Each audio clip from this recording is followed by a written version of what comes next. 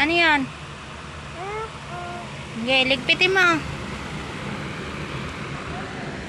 Napakakulit mo. Tignan mo. Ah? Pinunit-punit mo yung tissue tapos ano?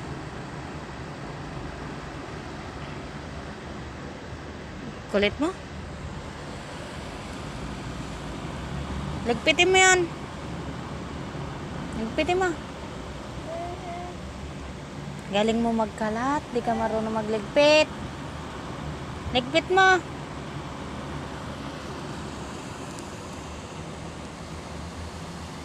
Ligpitin mo yan.